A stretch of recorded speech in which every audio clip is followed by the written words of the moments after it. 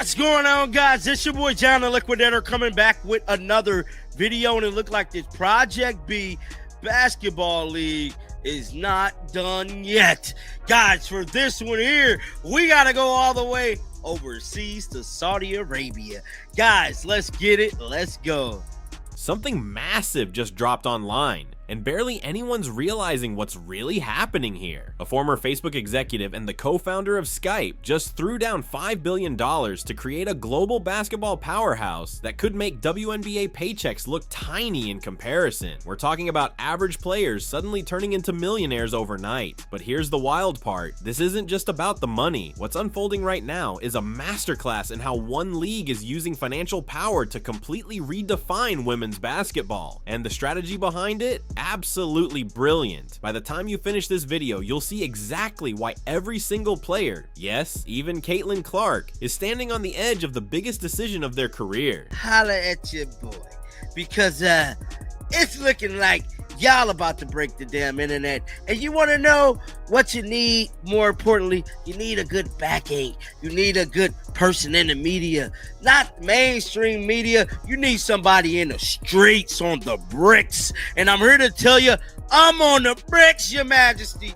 Oh yes, I am ready. And look, you ain't even gotta pay me that much. You can get me for the L. Did you see that?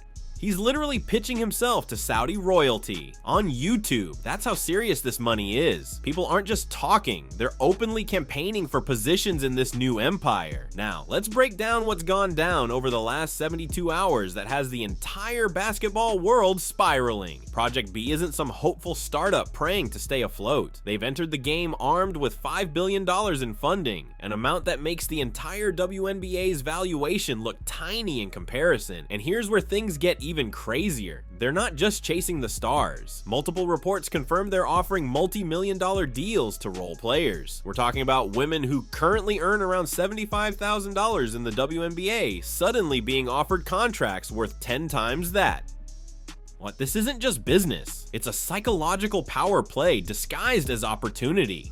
Now, we just heard a video before this one about Caitlin Clark potentially, allegedly, being offered upwards of 50 to 100 million, maybe even a full-blown billion. See, when it comes to Middle East countries and the Saudis, bruh, see, your majesties, they wallet is literally the. And this is where things get absolutely insane. Every few hours, there's a new bombshell dropping about this league. First, word spread that Caitlin Clark was reportedly offered between $50 and $100 million. Then came whispers about an entire training facility being built just for her. And now it's been revealed that the investment group backing this project includes legends like Candace Parker, Elena Del Don, and Lauren Jackson. WNBA champions who know exactly what players need because they've lived through years of low pay and limited opportunity. You see the play here? They're not just tossing money around hoping something sticks.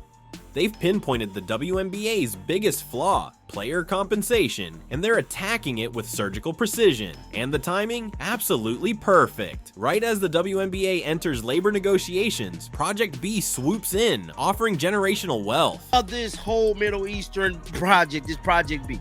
I mean, this thing is going to be so big. I ain't lying, dog. Somebody call the Saudis right now. Tell them John the Liquidator looking for you. I want to be how could I be a part of this? I ain't lying, dog, because I can't make this up. I truly cannot make this up, dog, because any constable. Listen to how he frames it. They have so much money they could make the NBA look small. And this isn't hyperbole, it's fact. Saudi Arabia's public investment fund controls $700 billion in assets. They've bought LF Golf, reshaped soccer, and even acquired entire esports franchises. And now their sights are set on women's basketball. But here's the key detail most people miss. This isn't about love for the game. It's about viewership, influence, and global reach. Women's basketball is undervalued enough that they can completely dominate it with sheer financial power, and it's working. When a bench player can become a millionaire overnight, loyalty to the WNBA vanishes almost immediately. The strategy is ruthless and brilliant. They opening the bank for this Saudi league. Hell, role players for the, you get $1 million, you get $1 million. We gotta beat out, we gotta make this the #1 basketball thing in the world. I mean, bro, this is This is great. I can't even lie, bro. I can't even lie. I'm glad I came back today because Okay, he's joking, but he's also exposing the harsh truth that's about to shake the basketball world to its core. Role players are about to start earning $1 million. Let that sink in. The WNBA's top salary barely hits $2 million, and Project B is offering 4 times that for players who barely see the court. Now, consider the psychology. You're a 28-year-old player making $80,000 a year in the WNBA with maybe 5 prime years left. Project B comes along and offers you $2 million for a single season, more than you'd earn in your entire WNBA career. What do? And here's the part that should send shivers through the WNBA. You don't even need to be a star. You just need to be willing and available. I can't think of the track star name. What is the track star name? Noah Lyles. I mean, at some point, y'all gotta blame Noah Lyles, because y'all remember when Noah Lyles said, hey, look, y'all can't call yourself world champions. Y'all ain't competing against the world. Noah Lyles said that. Y'all don't remember when Noah Lyles said that. Blame Noah Lyles, because now this is going to be a world basketball league. And I'm telling you guys, this thing finna be good. Now, here's the real bombshell. The article he's reading confirms that Project B is officially launching in October 2025, with the tournament scheduled to run from November 2026 through 2027. You might be thinking, okay, so it's just an off-season league. Nope. That's where most people get it wrong. Look at the timeline they're setting up. This isn't just a single tournament. It's a global circuit spanning Asia, Europe, and Latin America, running through the entire WNBA offseason. This means year-round professional women's basketball, with Project B's money completely eclipsing WNBA salaries. There's no real offseason anymore. Players will face a choice: play in the WNBA for passion, or play for Project B for generational wealth. And if you think loyalty will win that battle, you clearly haven't been watching how top athletes actually make career decisions. Kapoots! I ain't lying. Project B is offering multi-million-dollar salaries. Oh, damn. Oh, damn. It goes on to say, women's basketball has largely been ruled by 2 leagues for the past 3 decades. Beginning back in 1997, the WNBA had control of the summer. And did you hear the change in his voice? That's a mix of genuine excitement and the dawning realization that this is about to rewrite the entire game.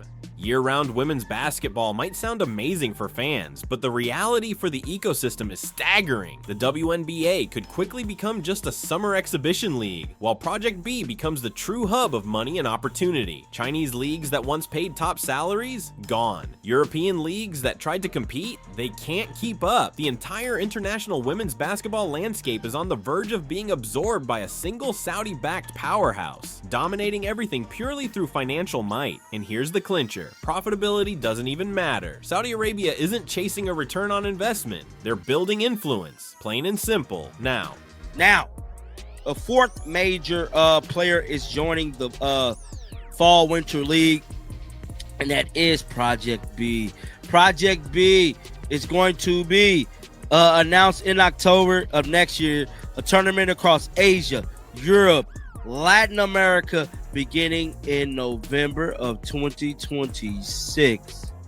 This is where the strategy gets absolutely ruthless. Their very first signing wasn't a superstar player. It was Nessika Wu, the president of the WNBA Players Association. And here's why this move is pure genius. Nessika knows every negotiation tactic the WNBA uses. She knows exactly what players want, what they're missing, and how to position Project B as the ultimate solution. She's literally the person behind the WNBA's next collective bargaining agreement. And now she's working for the competition. Do you see what just happened? They didn't just recruit a player, they recruited the person who holds the WNBA's entire playbook in her head. This isn't signing talent, this is corporate espionage disguised as a contract. Before this, because I'm going over the world. I've never been all over the world before, but I'm telling you, I will make my presence known in Asia, Europe. I ain't lying. Your boy John the Liquidator coming. It goes on to say it's not unheard of Diana Taurasi skipping the 2015 WNBA season to the rest after playing for Russia. Now she did do that back in 2015. Now she had made $100,000 for that. Now he's bringing up Diana Taurasi's history, and it's the perfect example of why Project B is about to dominate. Back in 2015, Diana sat out an entire WNBA season to rest and played in Russia for $1.5 million. The WNBA couldn't stop her because overseas salaries were just too high. She earned more in one Russian season than she would in several WNBA seasons combined. Now imagine that scenario but multiplied. 20 players, 30 players, half the league. Project B isn't just offering bigger paychecks. They're giving players what they've been demanding for years: respect through compensation. And the WNBA's response? We're growing. Just be patient. Well, patience just ran out because now someone's come along with a blank check. She is WNBA PA president as an intentional move to exert pressure on labor negotiations. Bro, there is no, look guys, there's no labor, nothing. There's no, bro, she's thinking about that bag. She's thinking about the bag. And I'm telling you right now, if y'all think, I said this once, y'all think Caitlyn ain't finna do this, you're wrong. I mean, you're wrong. Hell, bro, everybody's doing this. Bro, I'm sorry. Everybody's doing it. Who wouldn't want to start generation? Listen to how he puts it. Who wouldn't want to set up generational wealth for their family in just one season? That question is going to haunt every WNBA negotiation from here on out. Because here's the truth the WNBA doesn't want to face. They can't match these offers. Not with a new TV deal, not with record attendance. They simply cannot compete with a league backed by a sovereign wealth fund. This isn't just business competition. This is a financial superpower deciding to dominate the market, and the current players have a choice: adapt or get left behind. For athletes, the decision is obvious. Stick with the WNBA and struggle financially, or take a single Project B contract and secure your family's future. Loyalty doesn't pay the bills. Candace Parker, Elena Bird, and Lauren Jackson, as well as tennis star Novak, I'm not finna mess up their last name, and Solon Stephen Beard, whose long-standing relationship with the Guma Mike includes 8 seasons with the Los Angeles Sparks, is also the league's chief basketball officer. The league sought to raise $5 billion in funding. Of course, bro, they coming in the gate with $5 billion. Bro, WNBA ain't got bees, bro. They ain't got bees. They ain't got bees. They coming in the gate with $5 billion. $5 billion out the gate. Now we're hitting the part that should send chills through the WNBA. Their investment group includes WNBA legends who know the culture, the players, and exactly where it hurts. Candace Parker, Elena Del Don, Lauren Jackson. These aren't just investors. They're validators. When a young player receives a Project B offer and calls Candace Parker for advice, what do you think she's gonna say? Turn down life-changing money to stay loyal to a league that only paid you $60,000? Not a chance. They've essentially built a recruitment machine where WNBA icons are telling the next generation, we endured low pay so you don't have to. This isn't just clever business strategy. It's psychological manipulation at the highest level. And the kicker? It's completely legal. WNBA ain't got bees, bro. They ain't got bees. They ain't got bees. They coming in the gate with $5 billion. $5 billion out the gate. This is big business. This is the biggest sports business we have ever seen. Bro, I'm telling you, bro, this is going to be so big. So big. So big. This is going to be so big, and I want to be a part of it immediately. I ain't lying. Get your passports. Get everything, y'all, because it's about to go down. Now we've reached the point where everything hits a breaking point. $5 billion in funding, multi-million-dollar contracts for average players, WNBA legends serving as both investors and recruiters, a global year-round circuit, and the biggest threat of all, this all kicks off in 2025.